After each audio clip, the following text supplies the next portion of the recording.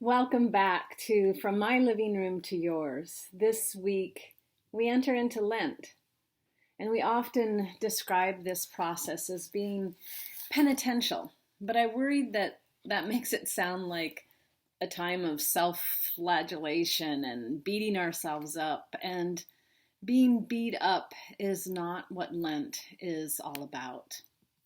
We don't need one more thing to bring us down, especially this year as we enter the 1 year mark of the stay-at-home orders. And yet at the same time, it's true that Lent isn't an upbeat, happy-go-lucky season, but it is meant to be a very loving, compassionate, and grace-filled period of our liturgical year.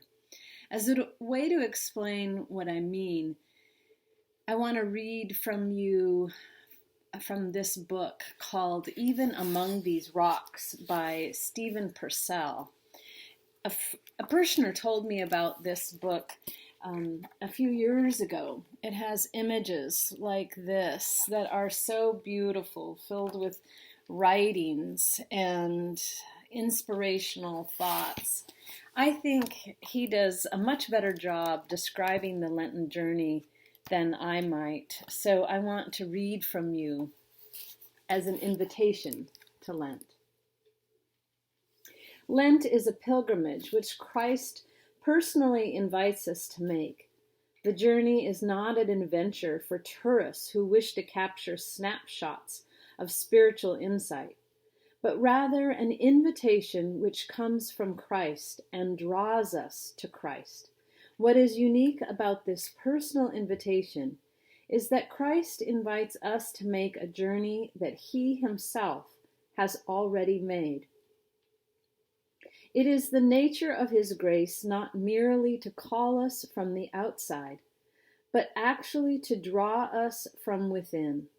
In one sense, the Lenten journey is our journey home into the community of the Holy Trinity, and it is Christ who, by his incarnation, leads us there.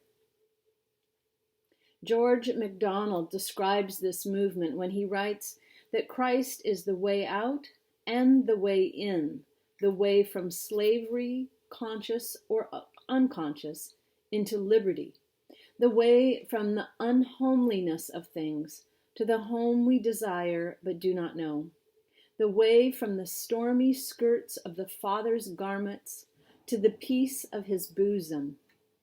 Our beginning is defined by the love of God, and as St. Augustine prayed, our hearts are restless until they find their rest in thee. By identifying himself with us in our humanity, Christ redeems our humanity and thereby enables us to be ourselves authentically for the first time. The process of our redemption is never the result of courageous forays into ourselves, but rather the lifelong process of the Son drawing us out of ourselves and into the community of his triune life and the life around us. As we respond to the invitation of Lent, we should expect to face two important realities. First, we will be led to remember the life of Christ, including his ministry, sacrifice, and resurrection. But second, we will be led to face ourselves. The precariousness of this twofold reckoning is described in lines from T.S. Eliot's poem, Ash Wednesday. Teach us to care and not to care. Teach us to sit still, even among these rocks, our peace in his will. There you go. Your invitation to Lent. I hope to see you at the crepe making party for Mardi Gras or one of the Ash Wednesday liturgies on Ash Wednesday. And until next week, be humble, be grateful, be kind, and have a blessed Lent.